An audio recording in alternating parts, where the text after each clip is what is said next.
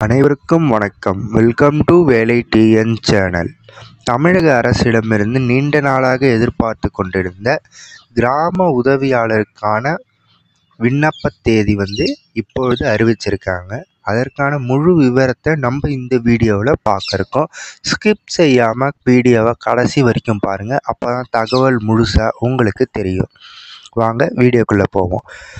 தமிழக அரசிடமிருந்து நீண்ட நாட்களாக எதிர்பார்த்து கொண்டிருந்த வில்லேஜ் அசிஸ்டண்ட், அதாவது கிராம உதவியாளருக்கான பணி என்னைக்கு வெளியிடுவாங்கன்ட்டு நம்ம எல்லாருமே எதிர்பார்த்துட்டு இருந்தோம். அதுக்கேற்ற மாதிரி இப்போ ஒரு நோட்டிஃபிகேஷன் விட்டிருக்காங்க.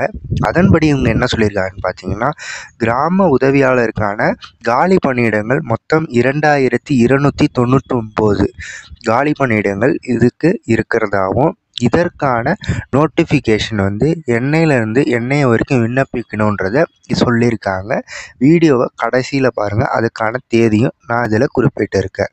ஃபஸ்ட்டு இந்த கிராம உதவியாளருக்கான மினிமம் குவாலிஃபிகேஷன்ஸ் மற்றும் இதுக்கு எப்படி அப்ளை செய்யுதுன்றத முழு விவரத்தை பார்ப்போம். இதில் பார்த்தீங்கன்னா, குவாலிஃபிகேஷனை பொறுத்த வரைக்கும் மினிமம் 5ஆம் வகுப்பு படித்திருந்தாலே போதுமான ஒன்று தான். ஓகேங்களா?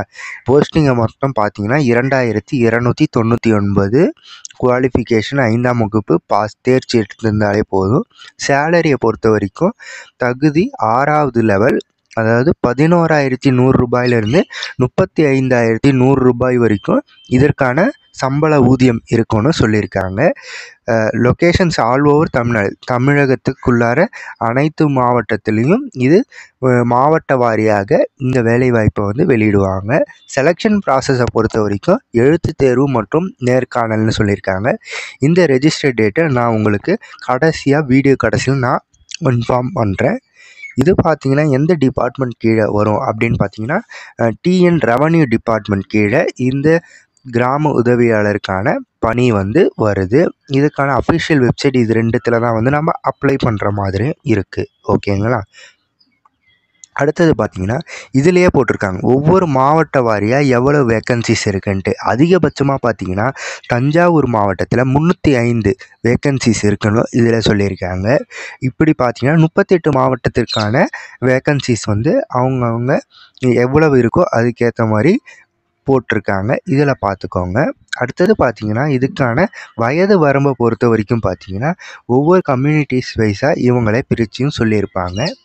இதில் பாருங்கள், பிசி, பிசிஎம், எம்பிசிக்கெலாம் பார்த்தீங்கன்னா 21 வயது, அதாவது எந்த ஒரு பிரிவினராக இருந்தாலும் 21 வயதுக்கு மிகாமல் இருக்க வேண்டும். மேக்ஸிமம் ஏஜ் இதுக்கு 37. அதர் கேஸ்ட் பார்த்தீங்கன்னா பாருங்கள், மினிமம் 21 வயது பூர்த்தி அடைஞ்சிருக்கணும். மேக்ஸிமம் பார்த்தீங்கன்னா 37லேருந்து 32 வரைக்கும் உங்களுக்கு கம்யூனிட்டிக்கு ஏற்ற மாதிரி பிரியும். ஓகேங்களா? அடுத்தது பாருங்கள், பே ஸ்கேல் திரும்பி சொல்லியிருக்காங்க. அலவன்ஸ் எல்லாமே இதில் இருக்குது. இது முழுக்க முழுக்க ஒரு அரசு வேலை வாய்ப்பு தான். அடுத்தது எலிஜிபிலிட்டியை பொறுத்த வரைக்கும் 5ஆம் வகுப்பு முடிச்சிருந்தாலே போதும். தமிழ் எழுத படிக்க தெரிஞ்சிருக்கணும். ஓகேங்களா? அடுத்தது இதற்கான செலெக்ஷன் ப்ராசஸ் எப்படி இருக்குன்னு பார்த்தீங்கன்னா, எழுத்து தேர்வு மற்றும் இன்டர்வியூ, அடுத்தது கடைசியாக சான்றிதழ் சரிபார்த்து இதற்கான போஸ்டிங் உங்களுக்கு ஒப்படைக்கப்படும். ஓகே, இந்த எக்ஸாம் எழுத்து தேர்வுக்கான எக்ஸாம் எப்படி இருக்கும்? அடுத்தது இதில் என்னென்ன குவாலிஃபிகேஷன்ஸ்க்கு எவ்வளோ மதிப்பெண் கொடுப்பாங்கன்றதை இதில் பாருங்கள். ஃபஸ்ட்டு எஜுகேஷன் குவாலிஃபிகேஷனுக்கு 10 மதிப்பெண்ணும், டிரைவிங் குவாலிஃபிகேஷனுக்கு 10 மதிப்பும், ரீட் அண்ட் ரைட்டுக்கு 40 மதிப்பெண்ணும், அடுத்தது பிறந்த இடத்திற்கான 25, அடுத்தது நேர்காணலுக்கு 15ன்னு மொத்தம் 100 மதிப்பெண் இதில் கணக்கிடுவாங்க. நம்ம முன்னாடியே பார்த்தபடி எஜுகேஷனுக்கு பார்த்தீங்கன்னா, அதாவது கல்வி 5ஆம் வகுப்பு முடித்திருந்தாலே போதும். டிரைவிங் குவாலிஃபிகேஷன், அதாவது இருசக்கர வாகனங்கள் இதுக்கு ஓட்ட தெரிஞ்சிருக்க லைசன்ஸ் இருந்தாலே உங்களுக்கு போதுமானது. தமிழ் எழுத படித்திருக்க தெரிய வேண்டும். அடுத்தது பிறந்த இடம், அதாவது நீங்கள் ஒரு போஸ்டிங்க்கு நீங்கள் அப்ளை பண்ணுறீங்கன்னா அந்த இடத்துக்கான உங்களோட பிரிவும் நீங்கள் இருக்கக்கூடிய அந்த இடமும் பொருத்தமாக இருந்துச்சுன்னா உங்களுக்கு அதற்கு 25 மதிப்பெண் தராங்க. அடுத்தது நேர்காணல்.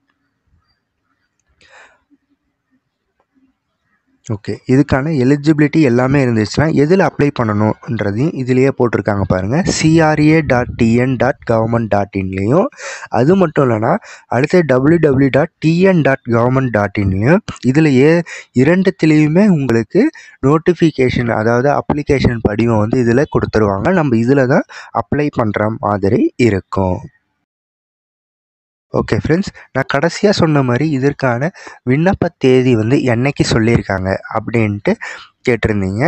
அதுக்கான விண்ணப்ப தேதியை பார்த்தீங்கன்னா ஜனவரி மாதம், அதாவது இந்த மாதம் 25ஆம் தேதியிலிருந்து அடுத்த மாதம் 20ஆம் தேதி வரைக்கும் இதற்கான விண்ணப்ப படிவத்தை ஆன்லைனில் நம்ம விண்ணப்பிக்க ஓப்பன் செய்கிறாங்க. அதாவது ஒரு மாத காலம், கிட்டத்தட்ட இந்த மாதம் 25 ஆரம்பித்து அடுத்த மாதம் வரைக்கும் இதற்கான விண்ணப்பம் ஓப்பனில் இருக்கும். நம்ம வந்து இந்த மாதம் கடைசியிலிருந்து இதற்கான இந்த வேலைக்கான விண்ணப்பத்தை வந்து நம்ம பூர்த்தி செஞ்சு கொள்ளலாம். ஓகேங்களா? இதற்கான விண்ணப்ப படிவம் எங்கே இருக்குன்ட்டு நான் இந்த .comலேயே சொல்லியிருக்கேன் பாருங்கள். நீங்கள் வந்து 25ஆம் தேதி நமக்கு ஒரு நோட்டிஃபிகேஷன், அதாவது விண்ணப்பம் ஓப்பன் ஆனதுக்கப்புறமும் நம்ம ஒரு வீடியோ இதில் கண்டிப்பாக போஸ்ட் பண்ணலாம். எவ்வாறு இந்த விண்ணப்பத்தை பூர்த்தி செய்ய வேண்டும்ன்ட்டு ஒரு தெளிவான விளக்கத்தோட ஒரு வீடியோவை நம்ம கண்டிப்பாக போஸ்ட் பண்ண இருக்கோம். ஓகே ஃப்ரெண்ட்ஸ், மேலும் இது போன்ற தகவல்களை தெரிந்து கொள்ள நமது சேனலை சப்ஸ்கிரைப் செய்து கொள்ளுங்கள். நன்றி, வணக்கம். இதில் மேலும் ஏதேனும் சந்தேகங்கள் இருந்தால் கமெண்ட் செக்ஷனில் கமெண்ட் சொல்லுங்கள். நம்ம அதை பற்றின ஒரு தகவல் வீடியோ இன்னொன்று போடலாம். நன்றி, வணக்கம்.